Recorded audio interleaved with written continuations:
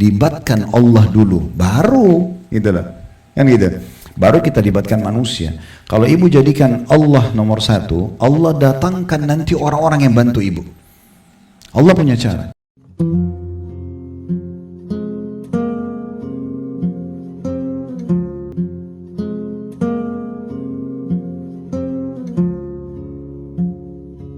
Assalamualaikum warahmatullahi wabarakatuh. Alhamdulillah, tidak pernah berhenti lisan kita sebagai seorang muslim memuji dan memuja Allah subhanahu wa ta'ala atas segala nikmat yang Allah limpahkan kepada kita, terutama kita masih dijadikan sebagai seorang muslim dan mukmin, yang tentunya dengan itu kita jadi mengenal siapa Tuhan yang menciptakan seluruh alam semesta ini termasuk diri kita sendiri. Dan juga apa tujuan kita berada di muka bumi ini, apa yang harus kita kerjakan, apa yang harus kita jauhi, dan apa yang boleh kita nikmati, dan apa yang tidak boleh kita nikmati. Sebagaimana kita sudah tahu dalam agama Allah, dalam agama Islam ada halal dan ada haram. Dan itu sebuah kenikmatan yang luar biasa, karena kita akan punya panduan hidup. Baik Bapak Ibu sekalian, kita coba masuk dulu ke sebelum mukaddimah. Ada kata pengantar yang disampaikan oleh penulis. Di lembaran pertama pengantar itu setelah memuji Allah, ya, membaca 3 ayat yang paling mendasar tentang pentingnya orang bertakwa kepada Allah subhanahu wa ta'ala, yang dijelaskan di dalam surah Al-Imran 102, ya ayyuhalladzina amanu taqullaha haqqa tuqatihi wa la tamutunna illa wa antum muslimun. Bisa dilihat ya di lembaran pengantar ya. Ayat pertama itu saya tidak bacakan paragraf pertama, tapi saya langsung masuk ke ayat pertama. Wahai orang-orang beriman, bertakwalah kepada Allah dengan sebenar-benar takwa kepadanya. Maksudnya tunduklah kepada Allah dengan sebenar-benar tunduk. Kerjakan perintah, tinggalkan larangan, kemudian nikmati yang halal, jauhi yang haram. Nah, itu ringkasnya masalah takwa. Nabi Muhammad SAW di setiap momen pentingnya, ibu-ibu sekalian, pasti beliau mengingatkan 3 ayat ini. Yang pertama, Al-Imran 102 tadi, bertakwalah kepada Allah sebenar-benar takwa, dan juga dikatakan jangan sekali-kali kalian meninggal dunia kecuali dalam keadaan Islam. Ya, jadi apapun pelanggaran yang terjadi, segera kembali kepada Allah dan jangan sampai tinggalkan agama yang mulia ini. Ya. Karena ada satu tiket VIP yang bisa menyelamatkan seseorang di akhirat nanti, yaitu Islamnya. Walaupun dia pelaku dosa, misalnya dia masuk neraka dulu, toh nanti dia akan masuk ke dalam surga ya setelah dosanya bersih, selama dia tidak membatalkan keislamannya.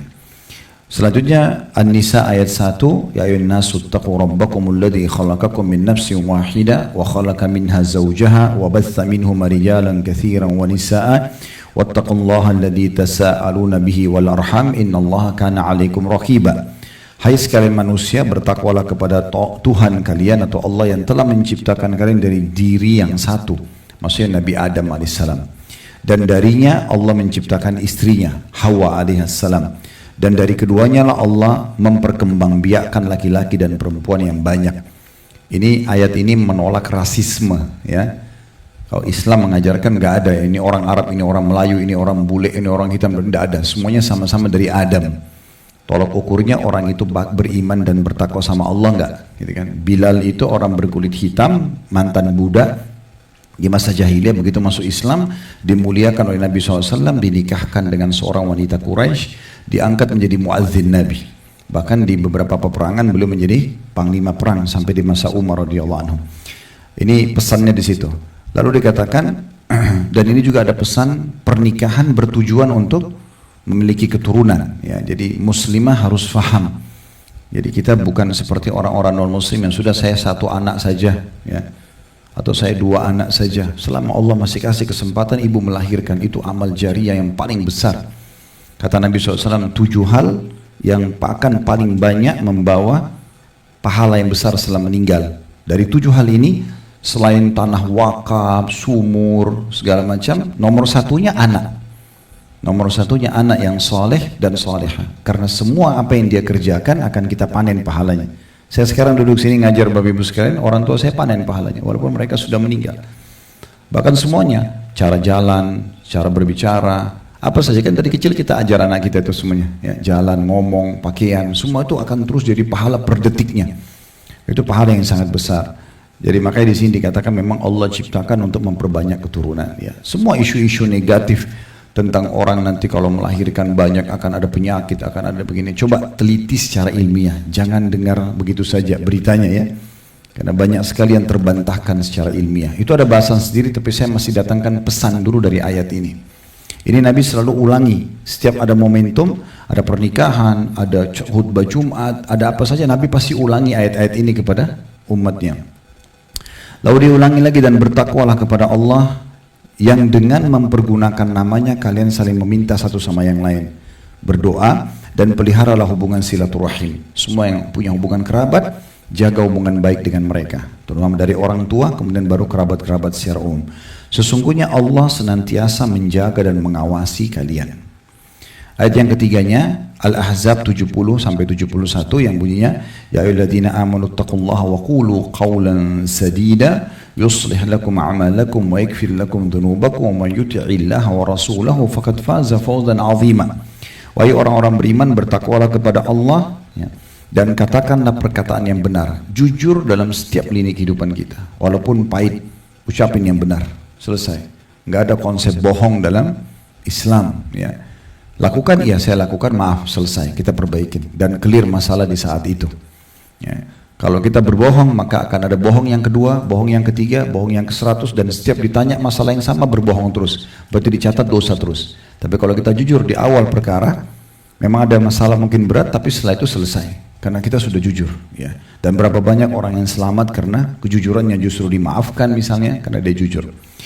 Niscaya Allah, kalau kita bertakwa kepada Allah, ya, dan juga berkata jujur, Allah akan memperbaiki kalian, bagi kalian amal-amal kalian. Kalau ada yang kurang, sholatnya ibu, puasanya, Allah perbaiki dengan itu, ya, Allah sempurnakan. Dan juga mengampuni dosa-dosa kalian. Barang siapa yang mentaati Allah dan Rasulnya, maka sungguh dia telah mendapatkan kemenangan yang besar. Jadi 3 ayat ini saya bilang kenapa kita sebutkan, supaya ibu betul-betul bedah buku ini dari awal ya. Ini dari awal saya baca ini. Mungkin yang saya tidak baca cuma Bismillahirrahmanirrahim di lembaran pertama itu, ya. Jadi kita bahas semua nih, sama judul juga sudah kita sebutkan, penerbitnya sudah kita sebutkan, judul asli bahasa Arab yang sudah kita sebutkan, pengantar. Sekarang kita dengarkan pengantarnya penulis. Amma ba'd itu maksudnya selanjutnya, ya. Sesungguhnya sabar adalah salah satu kedudukan di antara kedudukan ubudiyah. Ibu tahu apa itu ubudiyah? Ibadah, ya. Salah satu kedudukan ibadah, berarti pendekatan diri. Ubudiyah artinya ibadah. Kalau ibu bawa pulpen, ibu kasih garis bawah tulis ibadah gitu biar paham ya. Di antara kedudukan ubudiyah kepada Allah dalam pandangan Ahlus Sunnah wal Jamaah. Ya. Itu tadi masalah keterangan ayat-ayat 3 tadi, ada footnote. Ibu kalau lihat di sebelahnya Al-Ahzab 70-71 ada angka 1 kecil nggak? Ya, ya. Nah di bawahnya itu ada keterangan. Ini adalah khutbah hajat, tanda kutip. Maksudnya ini yang selalu Rasulullah SAW sampaikan kepada para sahabat. Kemudian tadi perkataan Ahlus Sunnah wal Jamaah ada keterangan juga di bawah ya. Mereka yang berpegang pada Al-Quran dan Sunnah sesuai dengan pemahaman sahabat. Lalu selanjutnya, dan ia adalah kendaraan seorang mukmin. Ibu pahami dulu, berarti ibu kalau sabar, ibu ibadah. Nah itu dulu. Itu pesannya ya, itu di pengantar awalnya. Menulis ingin sampaikan, ibu kalau sabar, ibu dapat pahala. Kita itu ibadah. Jadi jangan bilang, oh sabar saya ada batasnya, saya tidak mau bersabar, berarti nggak mau ibadah. Nanti kita jelaskan lebih dalam ya, kenapa dia ibadah. Tadi kan sudah dijelaskan, ada lembaran tentang ayat-ayat Al-Quran, ada hadis-hadis Nabi SAW, ada kisah orang-orang saleh. Ya. Jangankan kita, ibu-ibu sekalian, para nabi pun diuji. Dan ujian itu akan datang. Ada yang standar semuanya sama, ada yang lebih berat tergantung daripada kondisi keimanan dia atau dosa dia. Nanti kita jelaskan, paparkan panjang lebar. Tapi semua orang ada yang standar itu semua sama. Di sini contoh saya tanya, ibu-ibu ada yang tidak pernah flu di sini? Ada yang tidak pernah demam, sakit gigi, keseleo, ditipu orang, digunjing orang, difitnah? Pernah nggak punya masalah sama orang sama sekali? Ada standar, itu ujian namanya. Itu butuh kesabaran. Ada yang nanti levelnya tergantung imannya, atau tergantung dosanya. Kalau tergantung imannya, misal kita lagi nggak ada apa-apa, kita lagi bagus-bagus saja, bagus hidup kita, pokoknya kita jaga hubungan baik sama orang, tapi ada saja orang yang tidak suka sama kita. Kita tidak ada masalah sama orang itu, bahkan kita tidak kenal. Nabi Muhammad SAW itu karena keimanannya sangat tinggi sampai Allah uji. Ada orang-orang munafik yang tidak suka. Setiap Nabi bentuk pasukan atau ambil satu keputusan, pasti mereka bilang, apa Muhammad ini? Masa di perang, waktu pergi perang Tabuk, Nabi SAW suruh sahabat semua berperang, itu 2 hari lagi mau panen kurma, dan itu pendapatan utamanya masyarakat Madinah. Tapi Nabi terima berita dari Allah harus berperang di saat itu. Keluarlah semua orang-orang mukmin, sekitar orang lebih 30.000 orang, yang orang munafik yang mau keluar. Mereka bukan tidak mau ikut perang, mereka bilang, Muhammad apa ini ngajak-ngajak kita perang di musim panas? Kenapa nggak tunggu aja musim dingin atau teredah panas baru kita pergi? Maka Allah tegur mereka mengatakan, Qul naru jahannam asyaddu harra. Katakan, hai Muhammad, panasnya neraka itu lebih daripada panasnya udara ini. Tapi ada orang yang tidak suka sama beliau. Karena Nabi nggak buat masalah, ya. Di Mekah itu Bu, setiap hari Nabi SAW kalau keluar dari rumahnya, di depan pintu rumah kayak kita rumah gini, depan pintunya pas ditaruh sampah semua oleh tetangga-tetangganya, Abu Jahal, Abu Lahab, Umayyah bin Khalaf, taruh sampah, bukan ditaruh biasa, memang sengaja diserahkan supaya tidak bisa lewat kecuali harus ngangkat sampah itu. Diuji. Nabi SAW orang imannya luar biasa, siapa yang bisa mencapai ke tingkat iman Nabi gitu kan? Tapi Nabi pungutin sambil mengatakan, beginikah kalian bermuamalah dengan tetangga? Selesai. Habis itu Nabi anggap itu sebuah ujian dari Allah, ibadah akan dapat pahala, clear. Jadi bukan malah berantem, bukan malah balas keburukan dengan keburukan, tidak. Nah itu panduannya. Ya, ini dasar sekali ya bahasanya, ini masih awal nih. Ya, jadi harus introspeksi diri dulu kalau dia adalah ibadah. Kemudian yang kedua yang bisa diambil dari penyampaian sini adalah dikatakan ia adalah kendaraan mukmin dalam kehidupan ini. Itu kayak kendaraan ibu mau kemana-mana, bawa kesabaran itu bersama. Ya. Sebenarnya ada 2 sayap kehidupan Bu yang tidak bisa lepas. Sabar dalam ujian, syukur dalam nikmat. Nah itu. 2 ini seperti kalau saya sering gambarkan di pengajian kami, itu seperti kalau pesawat 2 sayap. Yang kanan, syukur kalau ada nikmat, yang kiri, sabar kalau ada ujian. Gak bisa seimbang kalau ibu cuma pilih salah satunya. Misal ibu lagi ada nikmat, bersyukur, lagi kenyang, lagi tidak haus, lagi ada pekerjaan, ada pendapatan, alhamdulillah. Begitu dia uji sedikit sakit, keluh kesah. Satu kampung tak kalau dia flu misalnya, semua disampaikan masalahnya. Jadi dia kayak nggak berimbang hidupnya. Sebagaimana ada nikmat, ada ujian. Allah sudah ciptakan di muka bumi ini pasang-pasangan Bu ya. Ada lapar, ada kenyang, ada tua, ada muda, ada tua, ya, ada laki-laki, ada perempuan, ada sehat, ada sakit. Itu nggak bisa lepas itu. Harus pahamin ini sistem sunnatullah. Ada siang, ada malam. Jadi sebagaimana kita sehat sekarang, kita bisa sakit setiap saat. Nah gitu. Ya, sebagaimana kita kenyang, kita bisa lapar juga dan seterusnya. Sebagaimana kita muda, kita akan tua. Sebagaimana kita hidup, kita akan mati. Di akhirat pun ada surga dan neraka, ini berpasang-pasangan. Kalau kita fahami nanti pada saat kita lagi sakit, oh iya, saya kan sudah sehat yang lalu. Ini diuji. Cuma luasnya rahmat Allah Bu, Allah datangkan ujian lebih sedikit daripada nikmat. Contoh misalnya, ibu lapar tiap hari ya, kita kan lapar ya, itu kan ujian ya, benar nggak? Ini dukungan saya cuma 2-3 orang ini, berarti nggak pada lapar Mas. Habis makan tadi ya? Oh pantas. Contohnya kurang pas rupanya. Tapi oke, kita kan lapar ya. Sekarang anggap kita lapar, begitu kita rasa lapar hitungan menit itu, pasti kan kita langsung cari makanan ya. Terus kita makan, anggaplah kita lapar misalnya setengah jam. Kita makan, anggap setengah jam juga. Tapi kenyangnya berapa lama? 3 jam, 4 jam, 5 jam baru lapar. Coba, berarti ujiannya itu datang kecil. Nikmatnya besar, selalu begitu. Ibu setahun 360 hari gak pernah sakit. Awal tahun depan flu seminggu. Itu aja sudah satu kampung yang tahu kalau dia flu. Semua dikeluhkan. Padahal kalau dia adil, dia fair, kan dia 1 tahun sehat. Kalau bicara masalah keadilan, harusnya setahun juga sakit. Ya nggak? Setahun sehat, setahun sakit, harusnya gitu. Tapi itu nggak pernah begitu Allah kasih. Pasti ujian lebih sedikit. Ya, dikasih lebih sedikit, selalu begitu. Ibu coba cek dalam kehidupan kita selama ini sudah berapa tahun ibu jalani kehidupan, mana lebih banyak, nikmat atau ujian? Pasti akan lebih banyak nikmatnya. Karena tiap hari kita lapar, tiap hari kita haus, hilang semua tuh. Tiap hari kita capek bisa istirahat, kita butuh pakaian tiap hari kita pakai baju, kan gitu. Kita butuh kendaraan tiap hari kita bisa transportasi, dan terlalu banyak nikmat yang kalau kita mau rincikan ya. Oleh karena itu hati-hati sekali, jangan sampai sedikit ujian datang sudah seperti semua kebaikan Allah kasih dilupakan. Nah, ini nanti jauh dari ibadah tadi, ya gitu. Nanti kita akan lebih jauh bahas masalah itu. Jadi kalau ibu bangun pagi, flu, demam misalnya, itu flu lah, anggap flu. Jangan salahin AC, nggak ada gunanya. Oh AC-nya semalam saya terlalu kecilin misalnya. Dan harusnya 25 aja, tadi 16 jadi saya flu. Nggak ada hubungannya sama AC itu. Ujian lagi datang, ya. Jadi nggak usah salahin AC, nggak usah salahin suami. Misalnya kalau suaminya yang dingin AC-nya, nggak usah salahin misalnya minum air es tadi pada saat mau bangun tidur. Itu nggak ada hubungannya. Ya. Karena biar tidak minum air es, biar AC tidak dingin, kalau Allah takdirin flu harus flu pada pagi itu. Nah tugasnya sabar ya. Kita terima itu keputusan Allah, lalu kita ikhtiar, cari jalan keluarnya. Minum teh hangat, minum obat, konsultasi sama dokter, nah oke, itu sabar namanya. Ya, dan Allah subhanahu wa ta'ala dengan kemahadilannya bu, pasti akan memberikan ibu perangkat-perangkat di saat ujian datang. Coba pekah deh, kita lagi sakit nih, ada pemikiran kita muncul untuk minum obat apa, ke dokter mana, dan termudahkan. Gitu. Saya pernah ketemu sama satu ibu pengajian sudah sangat tua di salah satu pengajian dulu di Jakarta Pusat. Mungkin umur ibu itu sudah 80 tahun. Datang, Ustaz, saya lagi sakit, saya ke Jakarta ini karena saya mau berobat.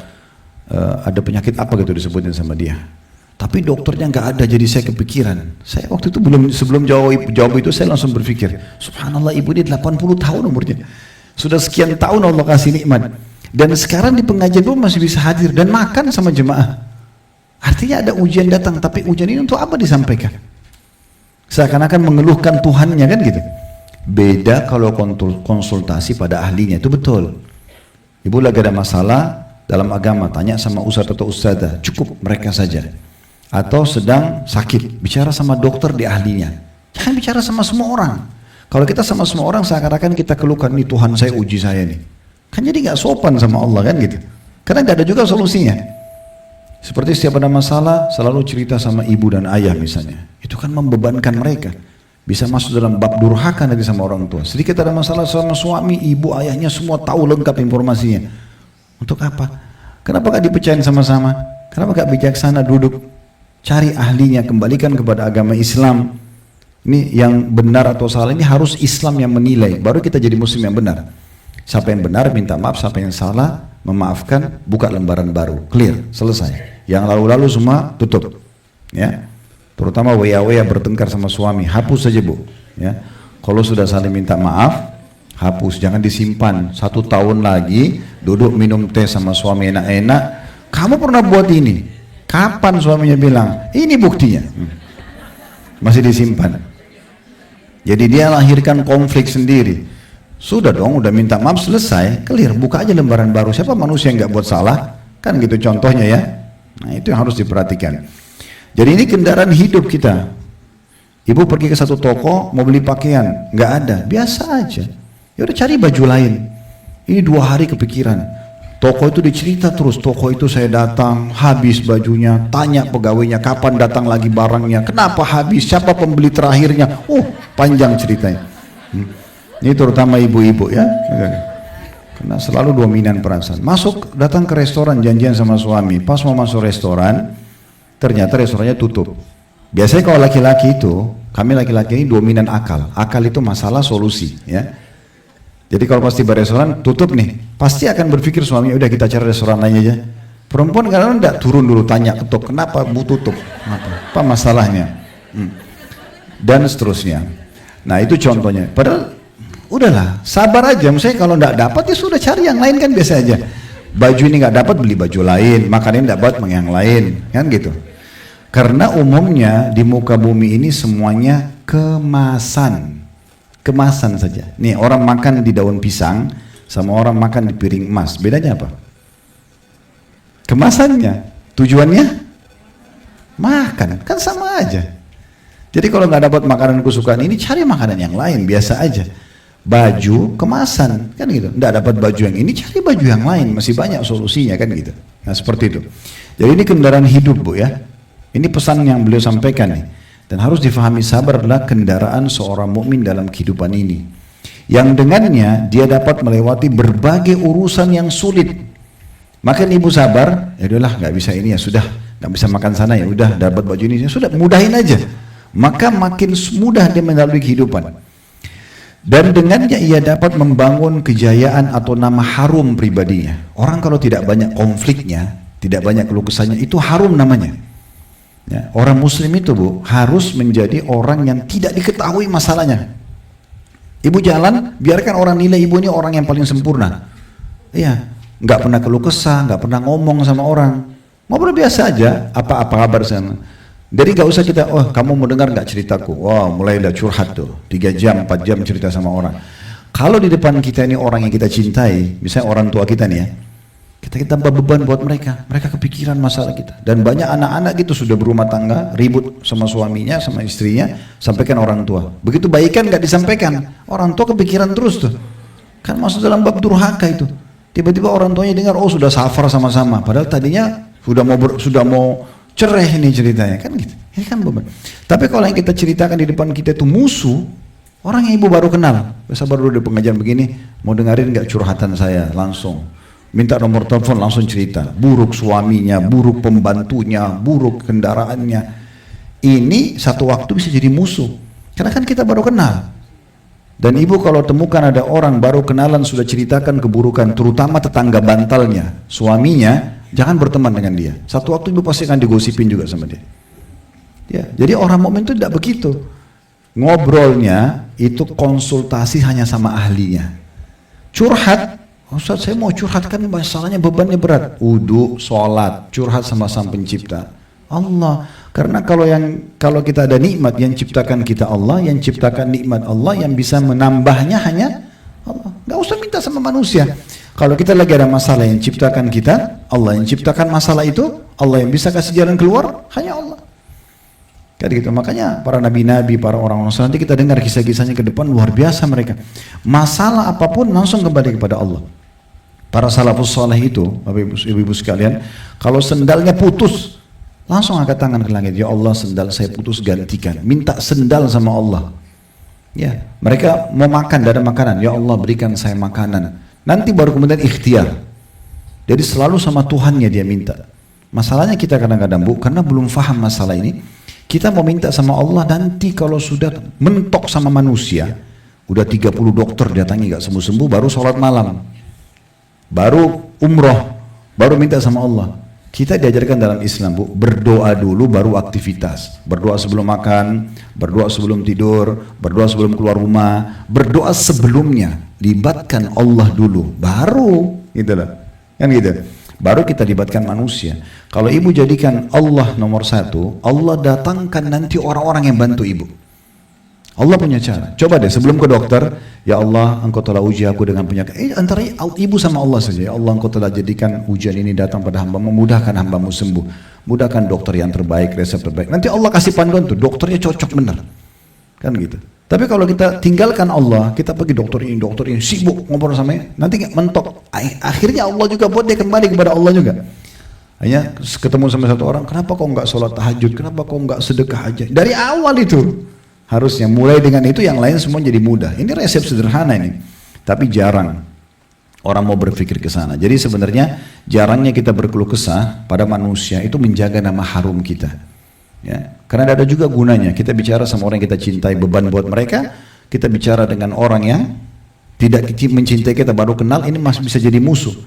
Ada orang, maaf ini bahasa saya supaya mudah difahami, ada orang jalan Bu, seperti maaf tanpa busana, semua orang tahu masalahnya. Karena semua orang diceritakan.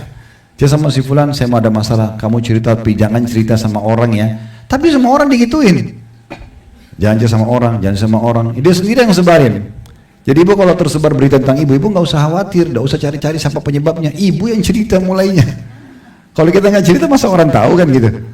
Nah, coba sih yang terbaik, coba wudu, duduk di mukena, sujud, tuangkan, nangis sama Allah. Ya Allah, engkau telah menguji hambamu ini, mudahkan hambamu bersabar, berikan pahala, jadikan penyebab pembersihan dosa, berikan solusinya, gitu-gitu ya. Karena nggak mungkin ibu-ibu sekalian kita lewat di muka bumi tanpa cobaan, itu nggak mungkin, menghayal itu ya. Karena itu sunnatullah.